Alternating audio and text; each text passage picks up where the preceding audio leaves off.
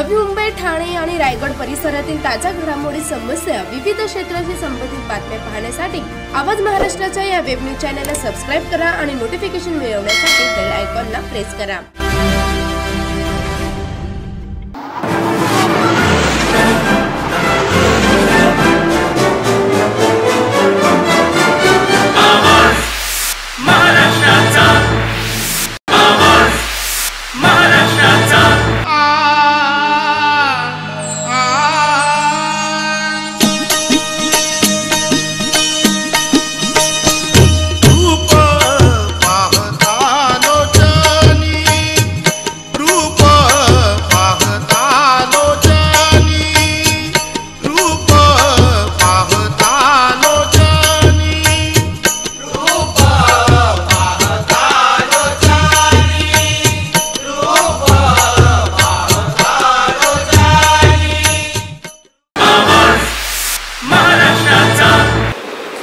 नमस्कार मंडळी, लोकरंगी रंगला महाराष्ट्र या चॅनलमध्ये मी रामनाथ म्हात्रे आपलं सर्वांचं हार्दिक स्वागत करीत आहे. देवाची आद्वारी उभा क्षणभरी तेने मुक्तिचारी साधी गेल्या. देवाशी हितगुज करणारे लोककलावंत ते कीर्तनकार हरिभक्त परायण सुनील महाराज रानकर यांच्या घरी आपण आज आलेलो आहोत. त्यांचा हा प्रवास कसा झाला, ते लोककलाकारातून कीर्तनकार कसे बनले, या संदर्भात आपण त्यांच्याशी चर्चा करणार आहोत. नमस्कार महाराज. नमस्कार आणि रामकृष्ण हरी. रामकृष्ण हरी. महाराज, ह्या वारकरी संप्रदायाकडे वळण्याआधी आपण लोककलाकार म्हणून नावाजले होते. आपण बरेच नाटकांमध्ये, कवितांच्या विश्वामध्ये त्यावेळी किंवा काय म्हणतात ऑर्केस्ट्रामध्ये तुम्ही नृत्य, नाट्य, संगीत या क्षेत्रामध्ये तुम्ही रमले होते. तर तुम्हाला ही आवड निर्माण कशी झाली? मी लहान असताना आमच्या घरामध्ये आमचे वडील कलाकार होते, परंतु शाळेमध्ये गेल्यानंतर मलाही कलेची आवड निर्माण झाली. 7वीला असताना बोलावणं आल्याशिवाय नाही या एकपात्रीच्या माध्यमातून मी सर्वात प्रथम शाळेच्या स्टेजवर प्रवेश केला आणि ते केल्यानंतर माझा जो प्रवास आहे तो असा साहित्याच्या क्षेत्रामध्ये, नाट्य क्षेत्रामध्ये असा सुरू झाला. तुम्ही हा नाट्य प्रवास करत असताना तुम्ही मांडवाच्या मघारी चाललंय काय ह्या अशा नावाजलेल्या नाटकामधून काम केलं असं बरेच लोक सांगतात. मी गावामध्ये फेरफटका मारत असताना लक्षात आलं की मांडवाच्या माघारी चाललंय काय ह्या नाटकात सुरुवातीला काम करणारे कलाकार कोण, तर तुमचं नाव बरोबर घेतलं गेलं. तर तिथं कसा तुमचा प्रवास झाला? 7वीमध्ये असताना मी बोलावणं आल्याशिवाय नाही या एकपात्री अभिनयाच्या माध्यमातून कलेमध्ये प्रवेश केला. त्यावेळेला नाट्यभूमी नवी मुंबई या संस्थेच्या माध्यमातून नंदकुमार म्हात्रे एक समाजामध्ये जो हळदीचा प्रकार आहे आणि त्या हळदीमध्ये दारू किंवा जे भांडणं होतात आणि त्याचा जो त्रास त्या नवऱ्या मुलाला होतो किंवा खर्चाच्या माध्यमातून आईवडिलांना जो त्रास होतो त्याच्याबद्दल जनजागृती करण्यासाठी त्यांनी मांडवाच्या मघारी चालले काय हे सुंदर असं नाटक लिहिलं होतं आणि त्यांना कलाकार हवे होते. तेव्हापासून मी त्या नाटकामध्ये काम करतो आहे आणि मांडवाच्या मघारी चालले काय या नाटकाच्या माध्यमातून बऱ्याच गावामध्ये आम्ही कार्यक्रम केले आणि हा प्रबोधनाचा कार्य त्या ठिकाणी आम्ही त्या मांडवाच्या मघारी चालले काय या नाटकाच्या माध्यमातून केलेला आहे. अच्छा, म्हणजे हा प्रबोधनात्मक नाटक तुम्ही गावोगावी शो केलं. ह्या व्यतिरिक्त काही प्रबोधनात्मक तुम्ही काही अजून नाटकं काही केलेत का? प्रबोधनात्मक सांगायचं झालं तर BS पाटील लिखित दारूचा वरा नाही बरा, म्हणजे आज समाजामध्ये तरुण पिढी जी व्यसनाच्या अधीन जातात त्यांना चांगल्या मार्गावर आणण्यासाठी आपल्या आगरी साहित्यिकांनी बरेच साहित्य निर्माण केलेले आहेत. मग त्यांचा साहित्याचा भाग समाजामध्ये पोचवण्यासाठी दारूचा वरा नाही बरा, देन बगरा व पाय, मांडवाच्या मघारी चालले काय, तू कुंडली पाहू नकोस, मुंबई एड्स नियंत्रण संस्था आहे वडाळ्याला, एड्सचं जी जनजागृती करते त्या माध्यमातून आम्ही गणपतीमध्ये, नवरात्रीमध्ये, मुंबईमध्ये ठिकाणी जाऊन एड्स कशा पद्धतीने होतो आहे आणि एड्स झाल्यानंतर नाही का त्या माणसाने आपण कशा पद्धतीने वागलो पाहिजे अशा पद्धतीने हे जनजागृतीची कार्य आम्ही त्या वेळेपासून करत आहोत. आपण ही नाटकं करत असताना सुद्धा काही ऑर्केस्ट्रामधून सुद्धा काही कामं केल्याचं ऐक्यू आहे किंवा ऑर्केस्ट्रामध्ये नृत्य बरोबर. केलं. ऑर्केस्ट्राचा आणि ह्या कलेचा जर आपण विचार केला तर परशुराम कोळी हे आमच्या घणसोली गावचे एक जुने जाणते असे ऑर्केस्ट्राचे नाही का मालक आहेत. त्यांच्या मराठी गाण्यांच्या कार्यक्रमामध्ये एक मी गाणं गायचो, झुंजू मुंजू पाठ झाली. तसेच आमचे तुर्बे गावचे रामनाथ म्हात्रे जे आहेत तेही त्या काळामध्ये गणपतीचे कार्यक्रम घ्यायचे. त्यावेळेला आम्ही त्याच्यामध्ये नृत्याचे वगैरे कार्यक्रम करून त्यामध्ये आम्ही सहभाग करायचो. आकांक्षा ग्रुप आणि नाट्यभूमी नवी मुंबई, परशुराम कोळी अशा विविध संस्थेच्या माध्यमातून हे काम करण्याची संधी मिळालेली आहे आणि त्या संधीचं सोनं करण्याचा प्रयत्न फक्त आम्ही केलेला आहे. महाराज, तुम्ही हे नाट्यक्षेत्र किंवा हे संगीत क्षेत्रातून नृत्य क्षेत्रातून काम करत करत कवितेकडेही वळलात. तुमच्या कविता खूप लोकांनी ऐकल्या. भले तुम्ही कमी कविता केल्या असतील पण त्या कविता इतक्या भन्नाट होत्या की आजही लोकांच्या मनावर ते राज्य करतात. बरेच लोक त्याचे कॉपी करून ते वाचतात किंवा साजरी करतात. भले आता तुमचं नाव घेत असतील नसतील पण तरीही त्या कविता खूप छान कविता. पण त्या कवी मनाकडे किंवा त्या कवितेंकडे तुम्ही कसे वळलात? शाळेमध्ये असताना एक दिवस शाळेच्या थोड्या पुढे आमचं शेत आहे. त्या शेतावर जाताना म्हणजे शाळेतून आम्ही मधूनच पळून जायचो. तेव्हा शेतावर आमच्या वडिलांनी एक असं झोपडं बांधलं होतं. तिथे जात असताना अचानक पाऊस लागला आणि पाऊस लागल्यानंतर माझ्या जीवनातील पहिली कविता त्या ठिकाणी माझ्या तोंडातून आली की अंगावर पडता पाण्याची सरी, वाटायला लागलं कधी पोचतोय घरी, आहे मला घर म्हणून आठवण झाली त्याची, आणि फुटपाथवर राहणाऱ्यांना आशा तरी कोणाची. अशा पद्धतीने ह्या मुखातून शब्द निघाले आणि तेव्हापासून कविता लिहिण्याचा हा जो छंद आहे तो छंद मला त्या वेळेपासून लागलेला आहे. वा, क्या बात आहे. मग तुम्ही अशा ह्याच कविता केल्यात की काही तुमच्या बोलीभाषेतही केल्यात? बोलीभाषेमध्ये आगरी समाजाच्या नाही का बोलीभाषेचा विचारात संपूर्ण जगामध्ये नाही का प्रसिद्ध झालेला आहे. आपल्याला ठाऊक असेल त्यावेळेला तुम्ही त्या ठिकाणी असाल.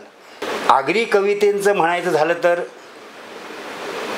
आगरी साहित्य संमेलन मोहन भोईर साहेबांनी जे चंदन सर वसईला का कुठेतरी भरवलं होतं त्यावेळेला मग मी माझी पहिली आगरी कविता त्या ठिकाणी सादर केली होती की आग्र्याचा ताजमहल आग्र्यांचा होता न शहाजहानला तर हे कामाला ठेवला होता. क्या बात आहे, क्या बात. ताजमहल त्यांनी त्याच्या नावावर केला आणि आग्रा सोडून आगरी मुंबईला आला. अशा पद्धतीने त्या ठिकाणी मी माझी पहिली कविता केली आणि त्या समाजामध्ये नाही का माझ्या कवितेला वन्स मोर मिळाला. हे मी माझं भाग्य समजतं. जरूर, मी त्या ठिकाणी त्याचा साक्षीदार आहे. मला आणखीन एक तुमच्याकडून काही एखादी कविता आमच्या प्रेक्षकांसाठी ऐकावीशी वाटेल. तुम्ही एखादी कविता छोटीशी सादर करावी असं मी तुम्हाला विनंती करतो. कविता म्हणजे माझ्या बहुतेक कविता ह्या प्रबोधनात्मकच आहे. जरूर. आपण पाहतोय की आज प्रत्येक समाजामध्ये मांसाहार जास्त केला जातो आणि याच मांसाहारावर मी एक कविता केली होती की कोंबरा बोलला कोंबरीला चल आपण लगीन करू. काय? कोंबरा बोलला कोंबरीला चल आपण लगीन करू, कोंबरी बोलली कोंबऱ्याला तू शिजलास तर मी काय करू. अशा पद्धतीने म्हणजे कुक्कुटपालन आपण कशासाठी करतोय? कारण शेवटी त्यांचंही मन आहे. वारकरी संप्रदाय असो किंवा साहित्यिक असो, परंतु साहित्यिकानं समाजाला सुधरवण्याचा प्रयत्न केला पाहिजे, हे माझं प्रांजळ मत आहे. तुम्ही ह्या व्यतिरिक्त बँडमध्ये होतं असं कळलं आम्हाला. हो, आमच्या घणसोली गावामध्ये भारतीय सौहार्द ब्रास बँड आहे. माझे मोठे बंधू यशवंत रानकर हे त्याही बँडमध्ये होते आणि मलाही कलेची आवड असल्याकारणाने मी त्या बँडमध्ये सामील झालो आणि मी सॅक्सोफोन वाजवायचो. अच्छा, अरे वा. आणि सॅक्सोफोन वाजवत असताना आपल्याला माहीतच आहे की कॉल झाल्यानंतर मुलं नाही का कशा पद्धतीनं नाही का पार्ट्या वगैरे, त्यावेळेला मी त्यांना सांगायचो बाबांनो आपण कलेचे उपासक आहोत नाही का, कलाकारांनी कलासारखं वागलं पाहिजे, हे दारू वगैरेच्या पार्ट्या त्या कमी केल्या पाहिजे असं सांगण्याचा प्रयत्न मी त्यावेळेला त्या ठिकाणी करायचो. नाही, खरं आहे. तुम्ही हे करत असताना कदाचित तुम्ही त्यांच्याबरोबर एन्जॉयसाठी गेलाही असाल, कदाचित तुम्ही घेतली नसेल, पण त्यावेळी तुमच्याकडे माळ होती का? हो हो, माझ्या माळीचा जर आपण विषय काढला तर मी लहान असताना नाही का, मी जन्माला आल्यापासून मी मांस मटण खाल्लेलं नाही. अरे वा. आमची आई सांगते की लहान असताना वडील मला आळंदीच्या बाजारामध्ये घेऊन गेले आणि त्यावेळेला मी हट्ट केला की बाबा मला ही माळ पाहिजे.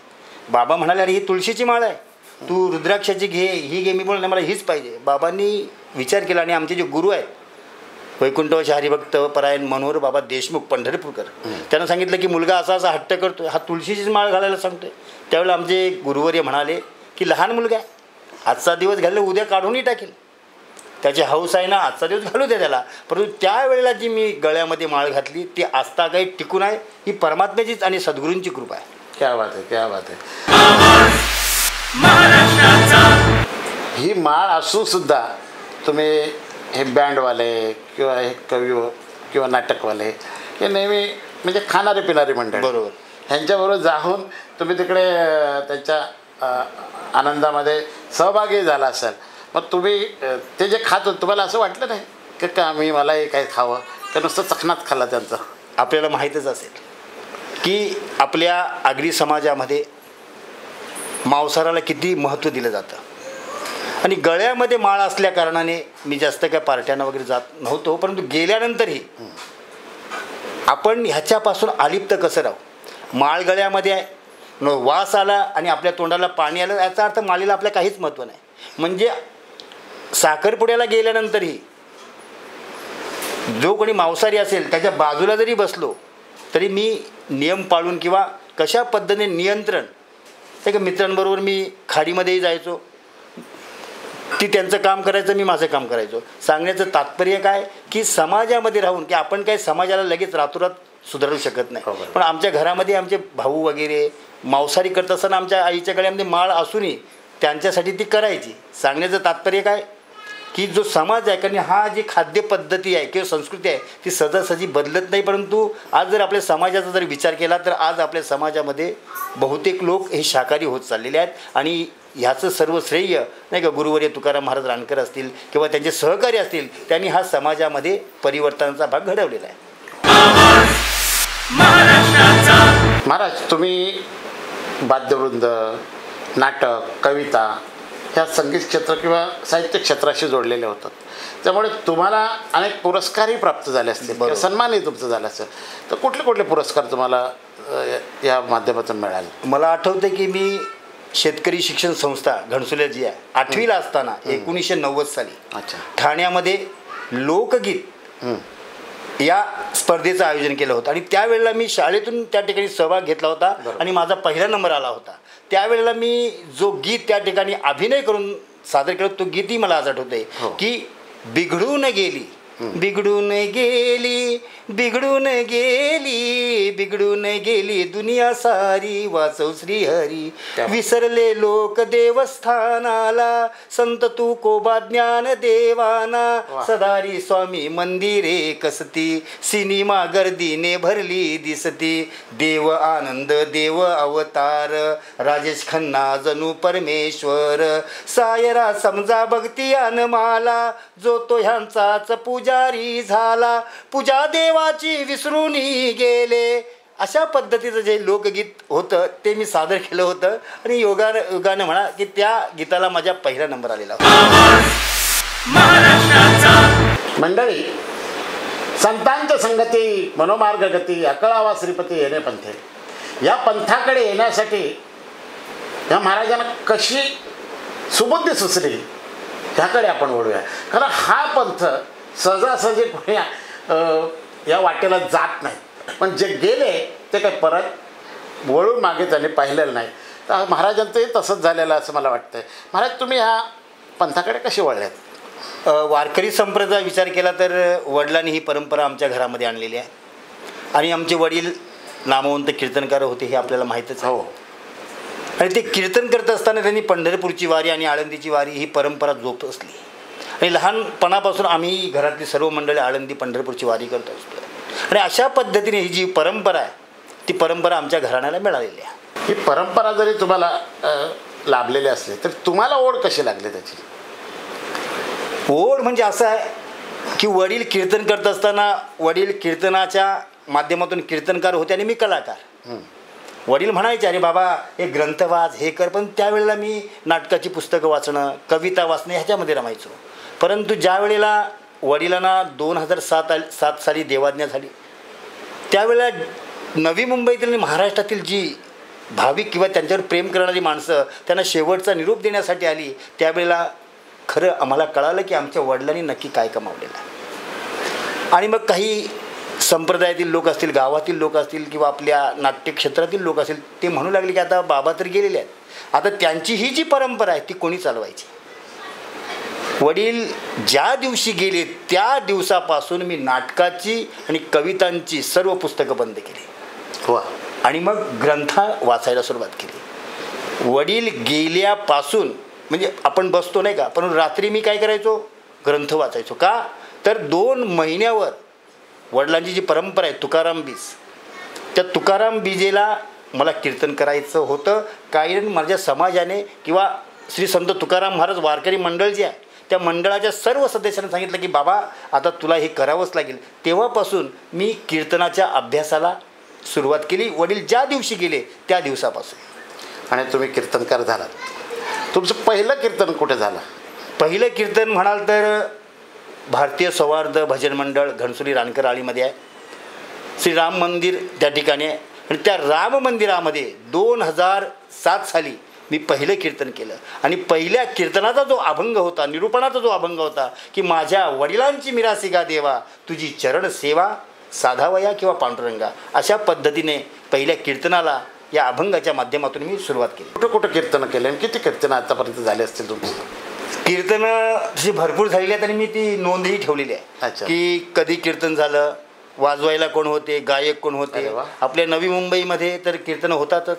त्या व्यतिरिक्त बुलढाणा असेल, जळगाव असेल, ते महाराष्ट्राच्या विविध ठिकाणी जिथून कीर्तनासाठी आमंत्रित केलं जातं त्या ठिकाणी जाऊन कीर्तनाची ही सेवा देण्याचा प्रामाणिक प्रयत्न आजपर्यंत मी करत आलेलो आहे. महाराज तुम्ही खऱ्या अर्थाने जेव्हा माळकरी झालात, पण माळकरी झालात पण वारकरी कधी झालात? वारकरी तसं म्हणायला गेलं तर घरामध्ये परंपराच होती, परंतु वडील गेल्यानंतर नाही कधी जबाबदारी आली.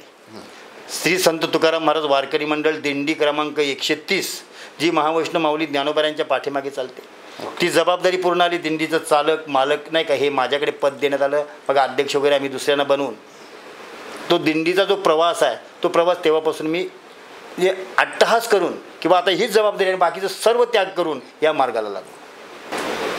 खरं आहे. भावेविन भक्ती, भक्तीविन मुक्ती, बळविन शक्ती बोलू नये. जोपर्यंत आपल्याकडे बळच येत नाही तोपर्यंत आपण बोलूच शकत नाही. आणि ते सामर्थ्य कधी येतं, ज्यावेळी वारकरी संप्रदायामध्ये आपण एकरूप होतो त्यावेळी. आणि महाराजांनी तसंच केलं. त्यांनी अभ्यास केला. संपूर्ण हे जे वडिलांचा वारसा होता तो वारसा घेतला, त्या वारशातला सगळं पोळून प्याले आणि मग कीर्तनालाही उभे राहिले. इथपर्यंत त्यांचा प्रवास झाला. वारीला सुरुवात त्यांनी केली आणि आज त्यांच्याकडे ह्या संत तुकाराम महाराज वारकरी मंडळाची जबाबदारी आहे त्यांच्याकडे. म्हणजे चालक मालक मंडळाचे ते चालक, याच्या वारीचे चालक मालक आहेत अशी त्यांच्याकडे जबाबदारी आणि ते समर्थपणे पेळत आहेत. पण महाराज मला असं म्हणायचं आहे की ही जी वारी तुम्ही केली, ही माळी घातलीत, पण तुमचे गुरु कोण? तुम्हाला कोणी माळ घातली? गुरु आमच्या वडिलांचे जे गुरु आहेत नाही का, आपण त्यांच्या फोटोचं दर्शनही सुरुवातीला घेतलं. प्रातस्मरणीय वैकुंठवासी मनोहर बाबा देशमुख पंढरपूरकर यांच्या हस्ते मी माळ घातली. आमचे वडील वैकुंठवासी गुरुवरे तुकाराम महाराज रानकर यांनी वेळोवेळी मार्गदर्शन केलं. आणि माझं मी भाग्य समजतो आहे की आमचे जे गुरु आहेत ते त्या काळी आमच्या घरी येऊन 2-2, 3-3 महिने राहायचे. आणि मी लहान असताना मला घेऊन रस्त्यावर जाऊन मांडीवर घेऊन बसवायचे. इतकं सहवास गुरूंचा वास्तविक कुणाला मिळत नाही. कारण आपण गुरु केल्यानंतर त्या गुरूंचा सहवास मिळणं महत्त्वाचं आहे. परंतु मी माझं भाग्य समजतो की मला माझ्या गुरूंचा सहवास मिळाला. मग ते वैकुंठवासी मनोहर बाबा देशमुख असतील किंवा वैकुंठवासी तुकाराम महाराज रानकर असतील. आणि वारकरी संप्रदाय म्हटलं जातं की गुरु हा संत कोळीचा राजा, गुरु हा प्राण विसावा माझा. जरी भगवंत या मृत्यूलोकामध्ये जरी आले तरी त्यांना गुरु हा करावाच लागतो. माझ्या विठोबाचा कैसा प्रेमभाव आपणची देव होय होय गुरुवा. खरं आहे. महाराजांनी माळ घातली, कीर्तनाला सुरुवात केली, वारीला सुरुवात केली. आणि महाराज आज बऱ्याच ठिकाणी बरेच कार्यक्रम करत असतात. ह्या कार्यक्रमातून त्यांचा चरितार्थही चालत असेल. महाराज तुमचं चरितार्थ ह्याच्यातून चालतो असं आहे का की काय करताय? कीर्तन वास्तव की मी पोटासाठी करत नाही. कारण कीर्तन ही सेवा आहे. आपण म्हणतो कीर्तन सेवेसाठी निवडलेला अभंग. कारण संतांचे असे बरेच प्रमाण आहेत की जेथे कीर्तन करावे तेथे अन्न न सेवावे. परंतु आताचा जा धावपळीचा हा युग आहे. मग कोणी स्वकुशीनं दक्षिणा म्हणून काय त्यांची इच्छा असेल ते देतात. नाही का, आपण नाही जरी म्हटलं तरी ते एक दक्षिणा म्हणून देतात. म्हणजे काही देईल म्हणून आम्ही जे कीर्तन करतो ते असे ठरवून वगैरे करत नाही. काही असेल तर त्यांना सांगतो, लांब असेल तर बाबा तुम्ही गाडी पाठवा, वाजवणारे तुमचे बघा. कारण आपण दुसऱ्याचा उपयोग करू शकत नाही. कारण या कीर्तन क्षेत्रामध्ये वाजवणारे आहेत, गायनाचार्य आहेत, टाळकरी आहेत. आपण त्यांना जर नेत असू तर त्यांचा स्वभाव कसा आहे किंवा त्यांचं मानधन आहे ते त्यांना आपण सांगतो बाबा तुम्ही ते ठरवा. ठीक आहे, मला दिलं नाही तरी चालेल, परंतु देणारा तो आहे, तो त्याला आपली चिंता आहे. न मागता ही भरपूर त्या भगवंताने दिलेलं आहे. म्हणून कीर्तनाच्या मानधनावर माझं काही पोट नाही आहे. ही भगवंताचीच कृपा आहे. बरोबर, खरं आहे महाराज. शेवटी प्रत्येकाला पोट आहेच. पांडुरंगाच्या चरणी जरी आपण नतमस्तक होत असलो तरी पोट जे आहेत, पोट कोणाला सुटलेलं नाही. बरोबर. पण त्या पांडुरंगाची ओढ सगळ्यांना म्हणजे बरोबर आहे. तुम्हाला ओढ आहे म्हणून तुम्ही ह्या क्षेत्रामध्ये आहात. अवघाची संसार सुखाचा करीना आनंद भरीना त्रिलोकी. हे तुम्ही तुमच्याही संसारामध्ये आनंद भरताय आणि लोकांनाही आनंद देता. कारण त्याच्यातून तुम्ही काहीतरी लोकांना चांगलं देताय. काय तुम्हाला त्यांना काही शिव्या शिकवण्यासाठी तुम्ही कीर्तन करत नाही. काहीतरी प्रबोधन त्याच्यातून व्हावं. काहीतरी घरी गेल्यानंतर ती शिदोरी आहे ती कोणीतरी घेऊन जावं आणि त्याचा काहीतरी उपयोग करावा असा तुमचा उद्देश असतो असं मला वाटतं. तुकोबारायांचा या ठिकाणी एक सुंदर असा अभंग आहे की संसाराचे नावे घालून या शून्य वाढता हा पुण्यधर्म केला. संसारामध्ये आपण आहोत. संसाराची व्याख्या संतांनी वेगवेगळी आहे. देहालाही संसार म्हटलेला आहे, आपण मांडलेलाही संसार आहे, आपण गृहस्थाश्रमी आहे. परंतु संतांचं वाक्य आहे की चाकरी वाचून भाकरी खावणे. आपण कीर्तनकार आहोत. कीर्तन ही एक सेवा आहे. ती सेवा दिल्यानंतर पोटासाठीही काहीतरी आपण केलं पाहिजे. आणि जर आपला कीर्तनाच्याच जर माध्यमातून आपण सेवा करू तर आपल्या मुलांना किंवा आपल्या पत्नीला आपण जे सुख किंवा संसारामध्ये ज्या गोष्टी लागतात त्या देऊ शकत नाही. त्याच्यासाठी आपला व्यवसाय उदीम काहीतरी करावाच लागतो. महाराज तुम्ही कीर्तन करता, प्रवचन करतात, हा आध्यात्मिक वारसा तुम्ही जपताय. पण ह्याच्यातून मला एक कधी कधी प्रश्न पडतो, ही नारदाची गादी की व्यासांची गादी? त्याबद्दल मला काय आमच्या जरा प्रेक्षकांना सांगावं. आपल्याला माहीतच असेल की एखादा राजकीय कार्यक्रम जरी असला तरी त्या ठिकाणी काय म्हणतात की व्यासपीठावर उपस्थित असलेल्या माझ्या सर्व बांधवांना, ते व्यासपीठ आहे का? व्यासाची आखुणा द्वारकेचा राणा पांडवागरी. व्यासपीठ कशाला म्हटलं की जिथून आपण धर्माचं ज्ञान देतो. व्यासांनी महाभारतावर बरंच वेदांवर वगैरे लिहिलं आहे. ते पोचवण्यासाठी आपण ज्या गादीवर बसतो त्याला व्यासपीठ म्हटलेलं आहे. आणि आपण म्हणता की नारदांची गादी. वारकरी संप्रदायामध्ये कीर्तनाला अनन्य साधारण महत्त्व आहे. सततम कीर्तयंतो मामा यतंत दृढ होता किंवा कीर्तनचं अंग कीर्तनचं अंग हो. या अंग ज्यावेळेला नारदांनी भगवंताला प्रश्न केला की देवा तुला कुठे शोधू, त्यावेळेला भगवंतांनी सांगितलं की जेथे कीर्तनाची जागा नारदामी तेथे उभा. म्हणजे ज्या ठिकाणी कीर्तन चालू असतो तिथं देव उभा असतो. नाहीतर आपण पाहतो की एखादा माणूस खुर्चीवर बसतो वगैरे वगैरे बऱ्याच गोष्टी आहेत. परंतु कीर्तन हे अलौकिक आहे. आपण ऐकलं असेल की भाषणापेक्षा श्रेष्ठ जर काय असेल तर ते व्याख्यान आहे. व्याख्यानापेक्षा श्रेष्ठ जर काय असेल तर ते प्रवचन आहे. आणि प्रवचनापेक्षा श्रेष्ठ जर काय असेल तर कीर्तन आहे. कारण कीर्तनाच्या माध्यमातून कीर्तनकार हा भगवंताशी एकरूप जोपर्यंत होत नाही तोपर्यंत समाजाला भगवंताशी जोडूच शकत नाही. कीर्तन हा लोकांसाठी नाही, कीर्तन हा भगवंतासाठी आहे. आणि आपण जे भगवंतासाठी कार्य करतो ते लोकांना आवडतं. कारण आपल्याला लोकांना किंवा समाजाला भगवंतापर्यंत न्यायचं आहे, भगवंताशी त्यांना जोडायचं आहे. बरोबर आहे. चांगली माहिती सांगितली तुम्ही. आणखीन एक माझा एक मला कसं मी एक सामान्य माणूस आहे, तशी जनताही सामान्य आहे. आता सगळेच काही वारकरी पंथाला नाही, पण नॉलेज असावं, ज्ञान असावं म्हणून मी तुम्हाला विचारतो. तुम्ही वारकरी मंडळी जेव्हा कीर्तनाला उभं राहता आणि वारीला जाता त्यावेळी वेगवेगळे पेहराव असतात. आता तोच एखादा कीर्तनकार असतो, तो वारीला चालत असतो, त्यावेळी गांधी टोपी घालतो आणि कीर्तनाला उभा राहतो त्यावेळी फेटा बांधतो आणि इथं काहीतरी ते कमरेला शेला बांधतो. बरोबर. तर असं का? असे बरेच कीर्तनकार आहेत. कोणी चार्टर्ड अकाउंटंट आहेत, कोणी वकील आहेत, कोणी डॉक्टर आहेत. वा. परंतु त्या ठिकाणी जाताना त्यांना तो गणवेश घालावा लागतो. आणि वारकरी संप्रदायाचा गणवेश म्हणजे धोतर आणि ही कफनी आहे. परंतु आपण म्हणालात की वारीला जाताना आपण टोपी घालता. टोपी डोक्यावर असावी, कारण डोकं खाली नसावं, तिथं काहीतरी असावं. म्हणून आपण बघा पंजाबला गेल्यानंतरही त्या मंदिरामध्ये तुमच्या डोक्यावर काही नसेल तर तिथे प्रवेश दिला जात नाही. बरोबर. आणि कीर्तनाला जो आपण फेटा बांधतो तो कशासाठी बांधतो?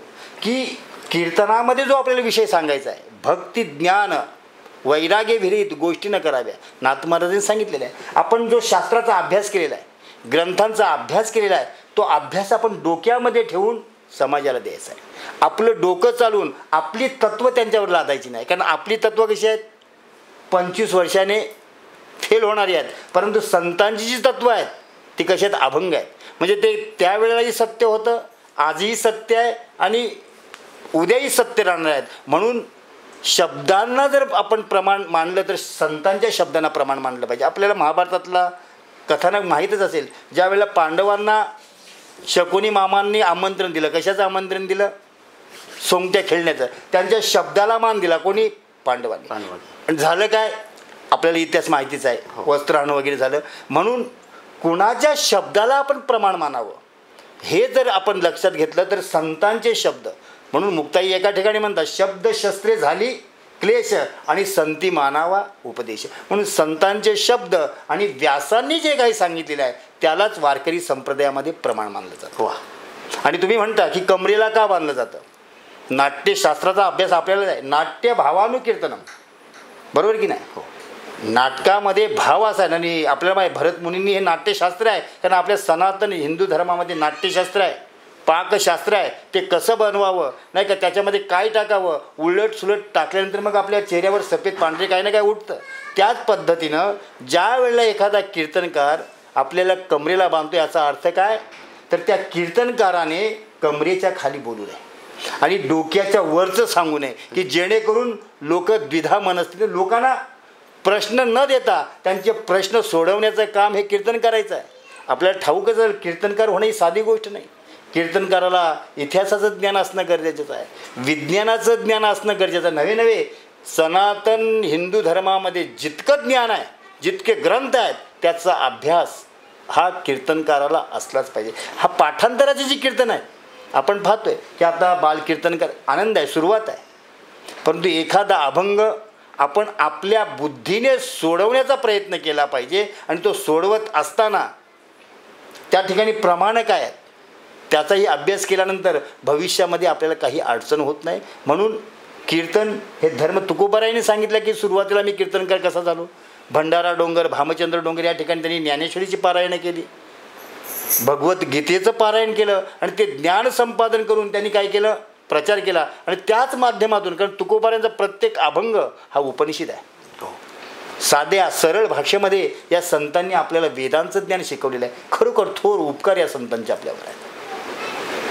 खरं आहे मंडळी, खरंच आपल्याला माहिती नव्हतं की कीर्तनकार फेटा का बांधतात आणि शेला किंवा तो जो उपर्ण जे आहे ते कमरेला का बांधतात. तर कमरेखालीचे जे विनोद आहेत किंवा काही जे काही प्रकार असतील ते सांगू नये म्हणून तिथं वारकरी संप्रदायाने एक बांधून दिलेली नियमावली आहे, त्यानुसार हे वारकरी चालतात. धन्यवाद महाराज. महाराज, हे तुम्ही आता ह्या वारकरी संप्रदायाकडे वळलात तरी तुम्हाला कधीतरी तुमच्या ह्या साहित्य क्षेत्राची किंवा त्या संगीत क्षेत्राची किंवा नाट्य क्षेत्राची तुम्हाला आठवण येत असेल किंवा त्याच्यातून काहीतरी कोणीतरी तुम्हाला सांगत असतील का काही एखादी छोटीशी एक भूमिका कर, तर तुम्हाला अशा काही अपॉर्च्युनिटी येतात का? हो, येतात ना. आपल्याला माहीत असेल की आमचे मित्र रामनाथ म्हात्रे म्हणजे तुम्हीच नाही का, मध्ये कोरोनावर आपण एक कविता सादर करायला सांगितली, त्यावेळेलाही मी एक कविता सादर केली. आणि आमचे मित्र आहेत आमच्या नाटकामध्ये काम करणारे रवी पाटील म्हणून कोपरखेळणेचे, त्यांनी एक पांडुरंग नावाची एक शॉर्ट फिल्म काढलेली की वारीला जाताना मध्येच 4-5 मित्र भेटतात आणि वारकऱ्याची कशा पद्धतीने टिंगल उडवतात. मग तो वारकरी त्याला सांगतो, बाबा हे दारू वाईट आहे. अशा पद्धतीचं जे काही कार्य आहे की कला, ज्या कलेतून आपण समाजाला काहीतरी देऊ शकतो आहे, मग ती कविता असो, शॉर्ट फिल्म असो किंवा एकपात्री काहीही असो, म्हणजे जे समाजाच्या उपयोगी पडणार आहे ते करायला मी तत्पर आहे. मग ती एखादी सिरियल असो, काही असो. तुम्हाला माहीत नसेल की ज्या वेळेला मी सुरुवातीला कीर्तन क्षेत्राकडे वळालो त्याच वेळेला मला सिरियलमध्ये काम मिळालं होतं. परंतु त्यावेळेलाच दिंडीचं कार्य आलं. वृंदावन नावाची एक सिरियल मी मराठीवर होती. त्या सिरियलमध्ये मला 1 दिवसासाठी बोलवलं होतं, परंतु माझं काम पाहून, अभिनय पाहून मला आणखी माझा रोल वाढवला गेला. परंतु त्याच वेळेला आळंदीची कार्तिकी वारी आली आणि मग वारी म्हटल्यानंतर खर्चाचा भाग आहे, समाजाला घेऊन जायचं आहे, मग कलेक्शन करण्यासाठी जायचं होतं. आता करायचं काय, त्यावेळेला मी त्या सिरियलमधून बाहेर निघालो आणि सर्वात महत्त्वाचं प्राधान्य मी वारीला दिलं. मग जे जे काही कर्म आपल्याला करायला मिळेल, परंतु सर्वात प्रथम प्राधान्य हा वारकरी संप्रदाय आणि कीर्तनाला. हे करत असताना समाजातून काही मान सन्मान काही तुमचं झालेलं आहे का, म्हणजे पुरस्कार वगैरे? वास्तविक पाहता माऊलींच्या ज्ञानेश्वरीमध्ये एक ओवी आहे, पूज्यता डोळानं देखावी, स्वकीर्ती कानी न ऐकावी. आपण हे जे कार्य करतोय ते नावलौकिकासाठी करू नये, परंतु समाजाने दखल वेळोवेळी घेतलेली आहे. आपल्याला माहीतच असेल की आदरणीय दीपक पाटील साहेब घनसोली गावामध्ये महोत्सव भरवतात, त्यावेळेला घनसोली रत्न म्हणून त्यांनी पुरस्कार दिला. आपले मोहन भोईर साहेब आहेत, आपले आगरी साहित्य संमेलनाचे ते अध्यक्ष आहेत, त्यांनीही आगरी वारकरी भूषण म्हणून हा पुरस्कार दिला. आपले ठाण्याचे खासदार राजन विचारी साहेब आहेत, त्यांनीही ठाणे नवरत्न भूषण हे त्या ठिकाणी दिलेलं आहे. आणि सर्वात महत्त्वाचं म्हणजे आदरणीय विठ्ठल पाटील काकाजी जे वारकरी साहित्य परिषद चालवतात नाही का, विधान भवनामध्ये वगैरे ते वारकऱ्यांच्या सभा वगैरे भरत असतात. आणि दुसरं वारकरी साहित्य परिषद आदरणीय गणेशजी नाईक साहेबांच्या सहकार्याने आपल्या नेरूळला भरवण्यात आलं होतं. त्याही ठिकाणी एक वारकरी भूषण म्हणजे वारकरी प्रचार आणि प्रसार केल्याबद्दल त्या ठिकाणी माझा सन्मान झाला. बरेच असे सन्मान मिळालेले आहेत नाही का, ते आपण या ठिकाणी पाहू शकता. आणि त्या व्यतिरिक्त आपल्याला आठवत असेल की आदरणीय निलेश शास्त्री गुरुजी आणि आपले हावरे बिल्डर्स यांनी मिळून एक मोठा कार्यक्रम आपल्या नवी मुंबई विष्णुदास भावीमध्ये केला होता. आणि त्या ठिकाणी वारकरी संप्रदायाचं भूषण आदरणीय बंडा तात्या कराडकर यांना बोलावून नाही का आमच्यासारख्या वारकऱ्यांचा त्या ठिकाणी सन्मानही केला होता नाही का. त्या वेळेचा फोटोही नाही का आज आम्ही जतन करून ठेवलेला आहे का, की ज्या वेळेला आपण एखाद्या क्षेत्रामध्ये काम करतो आणि ते काम करत असताना एखाद्याने नुसतं शाबासकी जरी दिली तरी तो आनंद वेगळाच आहे. बाकी पुरस्कार वगैरे नाही का, शेवटी काय हा एक देखावाच जरी असला तरी त्याच्यातूनही थोडीशी आपल्याला काही थोडी प्रेरणा मिळत असते. आणि तसं बघायला गेलं तर हा या संप्रदायामध्ये जेव्हा हरिभक्त परायण ह्याच्यापेक्षा मोठी पदवी मला वाटते नसेल तर हे पुरस्कार हे नगण्य आहे. त्यामुळे बरोबर, तर हरिभक्त परायण म्हणजे खूपच मोठा माणूस मला असं मला तरी वाटतं. बरोबर, या पुरस्काराच्या मागे साधू संतांनी तरी लागून नाही, पण समाज ज्याला वाटतंय बरोबर त्यांचा अपमानही त्यांनी करू त्यांच्या आनंदासाठी कधी काय तुकोबराय किंवा ज्ञानोबराय म्हणतात की या उपाधी माझी गुप्त चैतन्य असे सर्वगत ते तत्वज्ञ संत स्वीकारिती. समाजाला आपल्याला काहीतरी द्यायचं आहे तर त्या समाजाने दिलेला जो मान आहे तो एक प्रकारे देवाच्या कृपेने आपल्याला मिळालेला आहे आणि तो त्या ठिकाणी आपण घेतला पाहिजे. कारण देणाऱ्याने देत जावे आणि घेणाऱ्याने घेत जावे आणि घेता घेता घेणाऱ्याने देणाऱ्याचे हातही घ्यावे असे काही साहित्यिकांनी म्हटलेलं आहे. आणि त्या साहित्यिकांचं एक वैशिष्ट्य आहे की पूर्वी जे साहित्यिक होते गदी माडगुळकर असतील, पु ल देशपांडे असतील, वि स खांडेकर असतील, यांचा धर्माचा अभ्यास होता. म्हणून एका ठिकाणी आपले गदिमा म्हणतात की ज्ञानोबाचा आणि तुकोबाचा तोच माझा वंश आहे आणि माझ्याही रक्तात त्या ईश्वराचा अंश आहे. परंतु आता जे साहित्यिक आहेत, गीतकार आहेत, ते फक्त काही इकडचे 2 शब्द तिकडचे 2 शब्द यमक जुळवतात. परंतु माझी या सर्व साहित्यिकांना, कवी असतील, कथाकर्त्यांना एकच सांगणं आहे की तुम्ही ज्ञानेश्वरी वाचा, तुम्ही गाथा वाचा, मग ज्ञानोबारांचा गाथा वाचा, तुकोबारांचा गाथा वाचा किंवा अन्य संतांचे हे जे संत साहित्य आहे ते वाचा, की जेणेकरून तुमच्या साहित्यामध्ये एक अध्यात्माचा स्पर्श असेल. हेची दान दे गा देवा, तुझा विसर न व्हावा, गुण गाई न आवडे, हेची माझी सर्व जोडे. खरं म्हणजे वारकऱ्याला त्या पांडुरंगाशिवाय कोणी वालीच नाही आणि वारकरी सुद्धा त्या पांडुरंगाच्या चरणी लीन झाल्याशिवाय राहत नाही. अशीच ही परंपरा पुढे जात असते आणि ह्या परंपरेला कोणीतरी वाली असतो, आपल्या घरातला, आपल्या कुटुंबातला. तर महाराज मला असं म्हणायचं की तुमच्या कुटुंबातून ह्या वारकरी पंथामध्ये पुढे ही वारी अशीच पुढे जाण्यासाठी तुमच्यानंतर किंवा तुमच्या बरोबरीने अजून कोण कोण तुमच्या मंडळीतून पुढे आलेले आहेत? वारकरी संप्रदायामध्ये परंपरेला महत्त्व आहे. जी काही राजकारणामध्ये जी घराणेशाही जी म्हणते इथे घराणेशाही चालत नाही. कारण वडील माझे कीर्तन करायचे म्हणून मला उभा करून तिथे चालेल का? त्याच्यासाठी मला अभ्यास करावा त्याच्यासाठी मला चिंतन करावं लागेल. म्हणजे माझे वडील आमदार होते म्हणून उभं केलं, झाला आमदार वगैरे वगैरे, पण इथं तसं चालत नाही. त्याच्यासाठी अभ्यास आहे. आणि आपण म्हणाली परंपरा, तर परंपरा ही दोन पद्धतीने चालते, एक मळवंश आणि एक ज्ञानवंश. मळवंश म्हणजे माझ्यानंतर जर माझ्या मुलांमध्ये ती धमक असेल किंवा त्यांच्याकडे ते ज्ञान असेल, गुरुचा मुलगा गुरु समजू नये, त्याच्यात ती पात्रता असणं गरजेची आहे.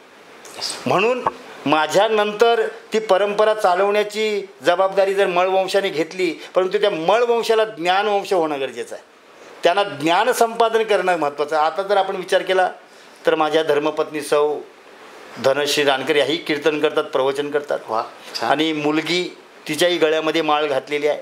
आदरणीय वारकरी संप्रदायाचे भूषण कुरेकर बाबा यांच्या हस्ते थोड्या दिवसापूर्वी मुलीच्या गळ्यामध्ये त्यांच्या हस्ते माळ घातली. त्याच्या अगोदर मीच टाकली होती, मुलाच्याही गळ्यामध्ये माळ घातली. परंतु काही कुटुंबीय आपल्याला म्हणतात, अरे एवढ्या लवकर माळेची गरज काय?